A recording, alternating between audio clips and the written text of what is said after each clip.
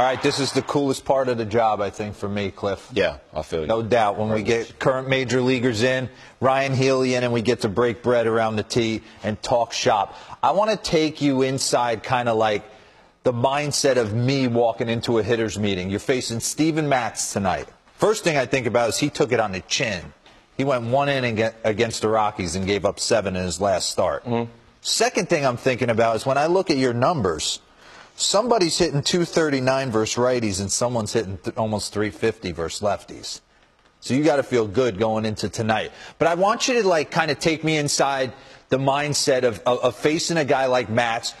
Big power fastball, 3-pitch mix, big breaking ball, and a little bit of a changeup. I would think you got to be aggressive on the fastball. He's kind of effectively wild at times, so I would be keyholing him at least until 2 strikes and kind of see as the game progresses, does he like the changeup or does he like the curveball better in a big spot?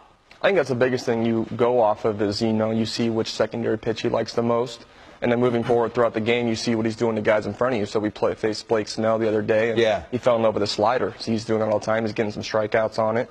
It's just kind of something that you develop as the game goes on. You see what his favorite secondary pitch is, and maybe one's better that day than the next. So you really keyhole in on that, and that's how you solidify your approach throughout the game. You feel more comfortable off lefties, or the numbers just you think they'll fluctuate throughout your career? I think they'll fluctuate throughout my career. I think there's just a lot of really power righties out there, and it's different. Sometimes you face a lefty, the breaking ball going into you instead of away from you.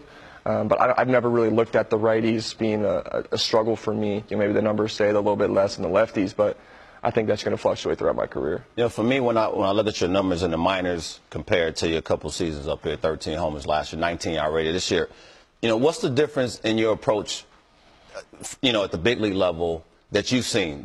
When you talk about, the minors is the minors, right? You try and get to the big leagues. And when you get here, we talked about the adjustments, but now you're in a position where, you're starting to accumulate more homers. You're starting to accumulate more extra base hits. So what's the mindset on deck to the box of just, getting there and knowing that this guy has put on that board, Ryan Healy is a beast. I got to be, I got to watch my, where I'm throwing this guy.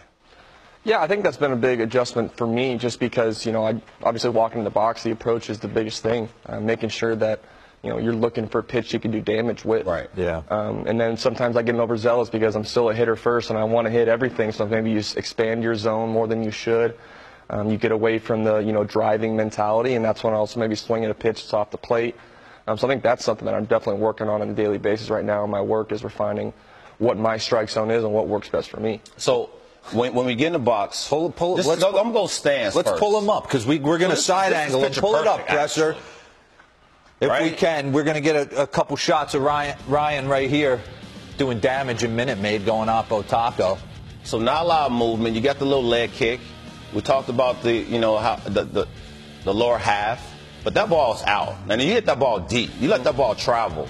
That's a fastball up in the zone. You ain't trying to do too much, but basically you look at the leg kick, but the head don't move, right? I think when you talk about keeping things simple, that's a simple approach in my opinion. Is that what you're trying to do? Is that what you're trying to execute every time? I'm trying to keep my head behind the baseball, most importantly. Well, I think when I get in trouble is when my head will follow my leg kick, will follow my stride, and that's when the ball I'm trying to go out there and get instead of letting it come to me. That's when the sliders look really good when they're right there, and all of a sudden they end up in the dirt right there. It's that mentality, just being able to stay strong on my backside and let my head stay behind the baseball. Right. Now, we saw in that clip right there, let's look at the stance. My bad, D. Get in there. When you talk about the stance, right, you sort of not turned in that much, but you and I was talking about a little bit your setup and how the base is important, but your feet, sometimes we get, and I used to get this way, right? I get too squared, and I sort of felt like I came off my legs. But does that help you stay on your bottom half a little bit more and keep your weight back? Yeah, I started doing that a little bit earlier this year. I think it's something I really haven't thought about in the past. Yonder Alonso, though, was big on that, the back foot, and I was struggling getting engaged in my back hip, so I started doing that, and it was able to allow me to sink into my back leg and feel strong. So I think finding a happy medium between, really where my foot is, both feet are maybe a little angled in just to, ignite the inner part of my legs. Yeah. Right. Because that's where all my strength and my stability comes from. They're not turned in. They just angled No, exactly. They're angled in. Just a little bit of tension on the inside of the feet. Yeah. And kind of just gets that feel right there because the minute I lift my front leg, all my weight needs to be on the inside of my right leg and on the inside of my right knee. and that'll keep me stable through the leg lift and the stride, and that'll keep my head back. Gotcha. So what are you thinking? You knocked the donut off your bat. What's in your head? Are you thinking keys to hitting? Are you thinking situation? Are you hunting a pitch? I think that it really depends on where the game is at that point. There may be, depending on if I'm hitting behind Jed Lowry, it's almost guaranteed double. So I'm going up there saying, I got a runner on second base, and I got nobody out. I'm going to try and drive a ball to right field, move him over, drive him in.